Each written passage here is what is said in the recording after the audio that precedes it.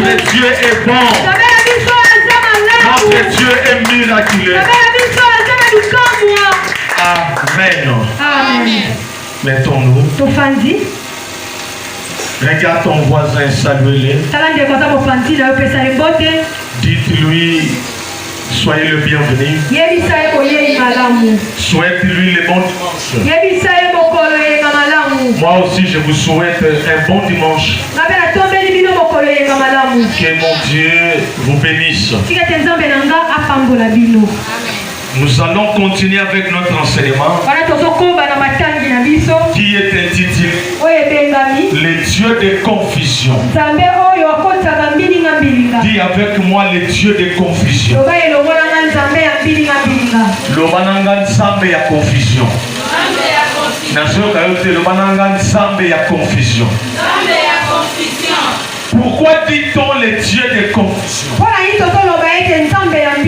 C'est parce que notre Dieu jette la confusion parmi nos ennemis.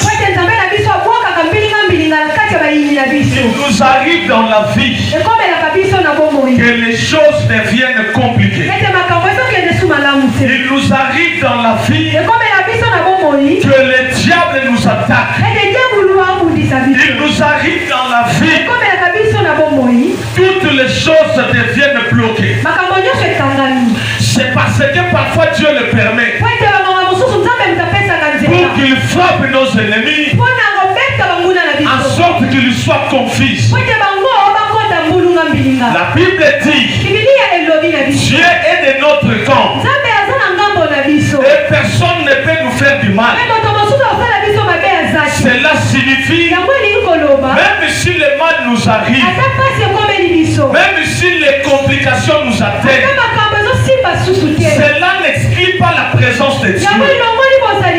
Cela ne signifie pas que Dieu nous abandonne. Cela ne signifie pas que Dieu nous délaisse. Je l'ai toujours dit que dans la vie de chaque enfant de Dieu, il y en aura un temps où les choses seront arrêtées, où les choses ne marcheront pas telles que nous souhaitons. Mais cela ne signifie pas que Dieu nous a abandonnés. Cela ne signifie pas que Dieu n'est plus avec nous. Parfois Dieu permet à ce que les obstacles puissent nous atteindre.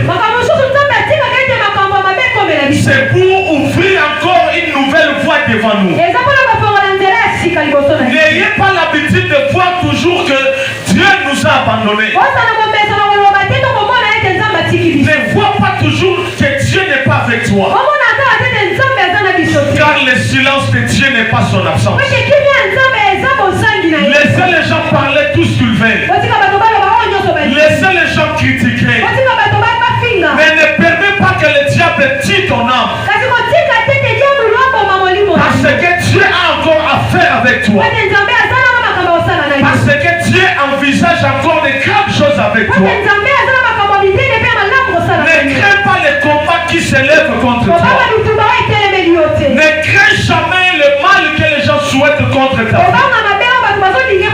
N'ayez pas peur par rapport à ce que les gens projettent contre toi. Mais pense à ce que Dieu t'avait promis. Il t'avait dit ceci. Tu seras avec toi. Dieu te protégera. Le mal ne va pas t'arriver. Les dieux de confusion. Pourquoi tu as confusion? Pourquoi tu as c'est parce que, et comme à la vie à motonioso, et comme à la vie à moi, n'ensamble nioso, que ma camo est tellement, que ma camo est comme un peu compliqué. Peut-être Nzambe paye mon quoi à permettre ma camo est comme, Nzambe paye mon quoi à permettre miloko est comme, pour la ligne, et ça pour être réveillé, on y a tia katina biso. Amen. Des fois, tu me tournes à Kamutuna. Prière nini na sala. Et l'autre nini na salité. Mais laisse-moi te dire, le problème n'est pas toi. Mais le problème est ça que ça va se permettre de l'eau au bout de ce comment. Et ça pour que on l'amuka. Et ça pour que on sosola. On se comprend dans le bien. Amen. Nous avons un Dieu qui est le Dieu de confusion. On n'a pas de parce qu'on s'est comploté contre Yonangai. Bando qui va so yokana. Comment va qu'on détruire l'issue? Parce que ça va plan, va projet dans bango. Comment va qu'on voit que la vie soit maladie? Mais ça me peine à quoi d'ailleurs. À ce qu'on puisse aller confondre les bango. Ah, il y a un temps où on confond les ennemis d'ailleurs. Ah, ça va confondre les ennemis d'ailleurs. Parce que on va confondre les bango. Parce que l'idée pour regarder, on va la confondre. Parce que l'idée pas la tête, on va la confondre. Parce que l'idée c'est la tête, on va confondre les bango. On a dit bien, on va cliquer ça à ma vie dans le monde. Les dieux de confusion. Aujourd'hui, Esaïe chapitre 19, verset 1er jusqu'à 3. Esaïe chapitre 19, verset 1er jusqu'à 3.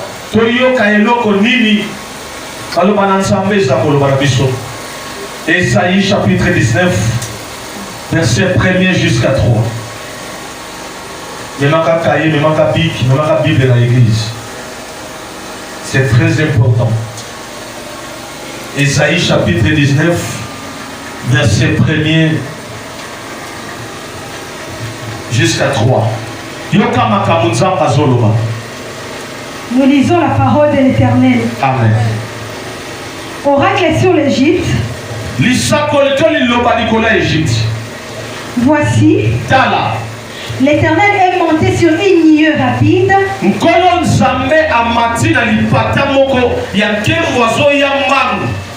Il vient en Égypte. Olo.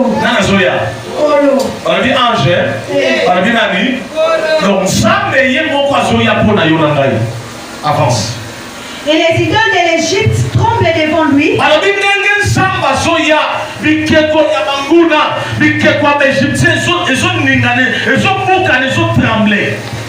Et le cœur des Égyptiens tombe à défaillance. C'est-à-dire, dans Zambaliaka, on lui a ta force et ça avance. J'armerai l'Égyptien contre l'Égyptien.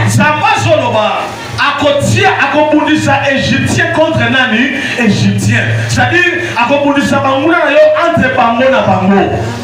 Avance tout. Et l'on se battra frère contre frère. Ah, c'est-à-dire,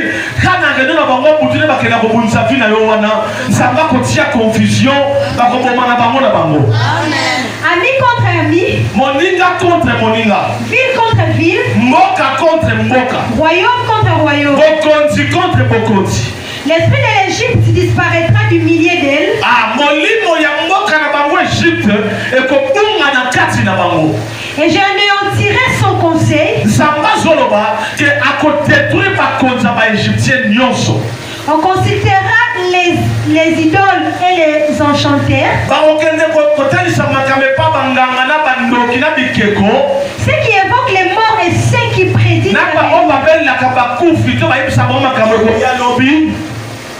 Et je livrerai l'Égypte entre les mains d'un maître sévère.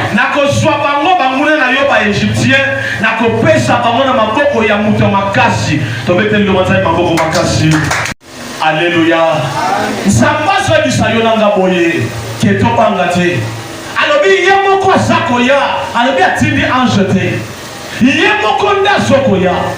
Azoya na lipata ya nkembo. Alobi azoya tamuya ya kabalobi bikeko banguna elengaka. Et quoi ya keso trembler. Et balobi nzamba sokoya. Et Bible souki wanate. Je sais que ça n'a qu'un nzamba soya. Pour être apesa ngana yelonga.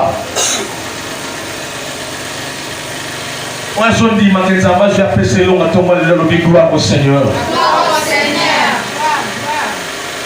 Alobi asotinda anjeté. Mais alobi yen mokonde asanini asokoya.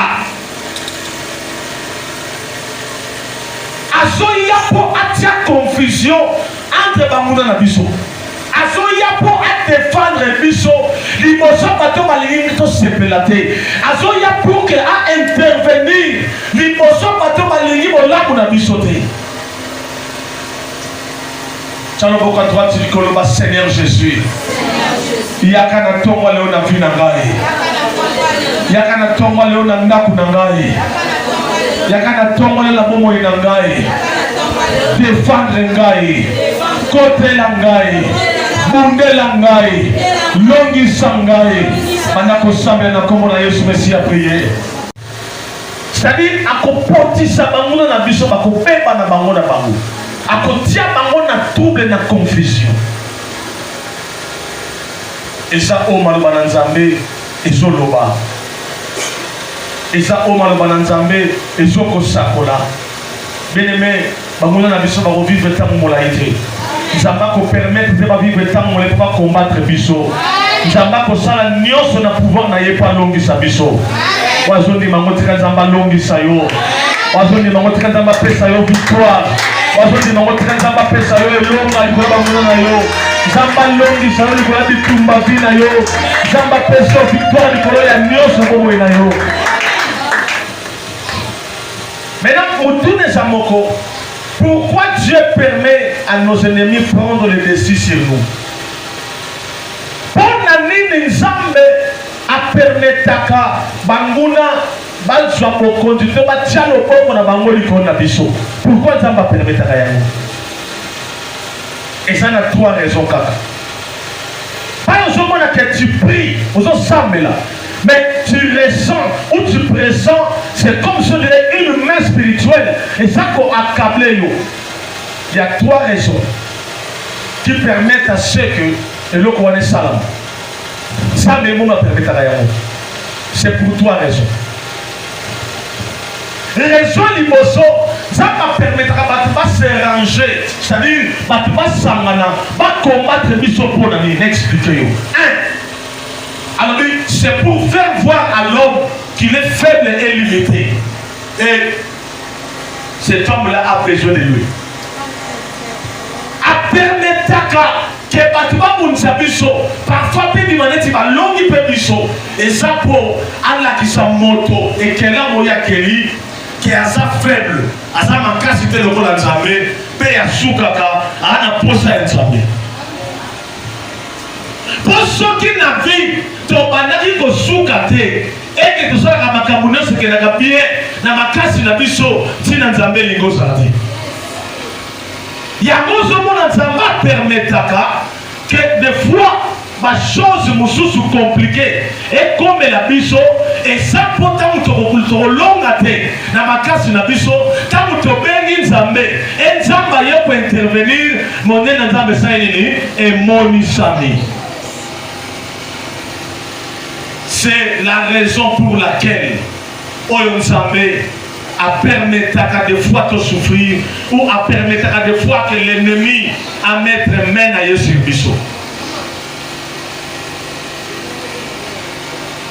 Deuxième raison, c'est pour pousser l'homme à avoir de plus en plus confiance en lui, c'est-à-dire en Dieu. Ce qui ne va permettre à la vie na biso c'est compliqué. Makambo comme difficile na vie. Et ça pas non pour la bisoté. Mais et ça pour attirer ka biso pemeli na ye. Quand tu os s'approcher na Nzambe, Nzambe perso ya pemeli na biso. Quand tu os ya ye perso ya. Quand tu kutani et ça en sorte que makambo na biso fongwama. Yango lobi. Tant tu sukaka tant makambo koma kana suka eloko nini sala maka to pousa na kana mozindo e pa na Nzambe po ete Nzamba sala la biso et pakisaka confiance entre moto na Nzambe. Pas au comprendre le bien amen. Amen. Tana viso na suka te o ba munde na Nzambe te. Soko suki na vie nenga biso baba musuto suka pe suka baba la musuka. Nzambe a permettre qu'il y a un peu de secours dans la vie. Nazo yeba ba époque nazo tang. Donc comment faire une période d'examen? Balinga ba futa ba frère ba futa bénévole ba tang. Passa la examen. Ngana sana mbongo te. Natali ko natali nase Maya miso tangi na bi Seigneur. Parce qu'on a dans monde. Bana nga ba mona moti. Amen. Il y a des choses qu'on yo souffrir dans la vie, qu'on les n'a pas souffrir dans la vie. Amen. Ceux qui ont tanga quitté, qu'on peut dire balade. Ceux qui ont l'attaqué malamu te pour parler malade que malamu te pour finir par la yoti. Ceux qui ont tanga quitté, ceux qui ont quitté dans la vie, pour pas parler va permettre qui a monté pour finir par la yoti. Bunda pour que pas ne va s'en enfier malamu. Bunda pour que on corrige ma erreur et ma parents, oh et salement dans vie na yo. Mais ce qu'on dit pas n'a que la même chose. Ça m'a retourné contre un jour. On se comprendra le bien. Amen. L'inga de ce qu'on confie. Tant qu'on cueille pas dans Zambé. Et pas au sali. Zamba au tali, ça y est, on n'a pas notre tiki na mokili. Notre tiki par mon avis a bien. Même la mission de Zamba au sali de voir dans l'attaque de Moboti. Mais ce qu'on confie les lots. Au tiki pas dans les lots côté. Au tiki pas dans la phase. Pas dans la ndumba. Bana ba kuluna, bana miyibi, bana ba escroc, bana ba aventurier, nzamba kotuna yo. Pourquoi na-t-il que na sena moi au botaki mozwa ki soin ya bana na pesa ki yote. Ya mona ebisa ka baboti. Lelo santo to makasi. Oze ba valeur bana boti te. Mais lobi to te kolemba. Personne comprend les valeurs bana boti. C'est le moment ya kobunda pona pana na yo. C'est le moment ya kobunda pona ndaku na yo. C'est le moment ya kobunda pona libota na yo. C'est le moment.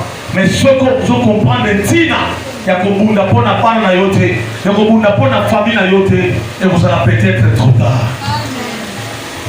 Amen. Vous comprenez le bien. Amen. Mais troisième raison. Oye permet à Kanzambe atika batuba pour du sabiso. C'est pour glorifier sa main puissante. Ce qui ne pas permettre que bituba la vie la biso eya. Et ça pour tant que vous avez pour du sabiso, tant que vous avez lié, tant que vous avez pour sauver biso et quand vous avez batonios.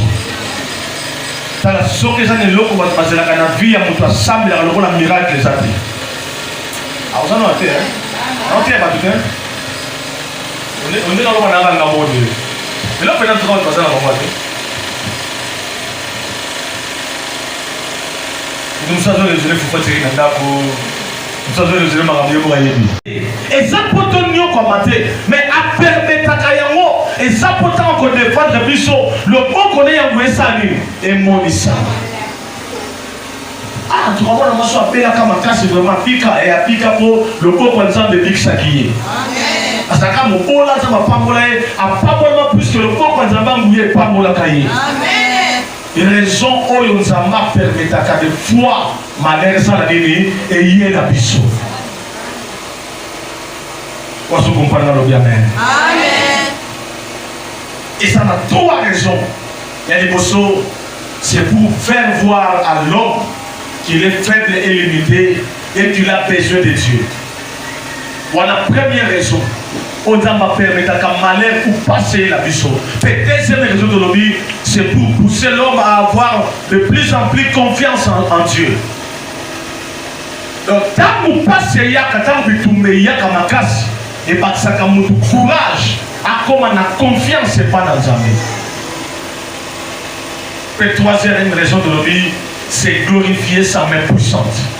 Et ça pour le beau Kwanzambe et mon Isama à chaque fois au but de mettre les barres dans la vie. Pas aussi ça ne roule pas mouiller. La scène à moi au sera pour nous pour la vie na yote. Il y a pas mon nion sur yayo et au tigre la canne ça. Les deuxième solution boyer que mon client pour en soi il faut ça la violence pour ça la mouton ma casse na bonzambe na moline ce qu'on dit au récit na c'est na moyi on en baptême nous sommes dans un monde où ça que ténèbres ça ma casse où ça que ça dans son monde ça malade alingi malamu brillete alingi malamu matate il faut qu'à passer ça là Il faut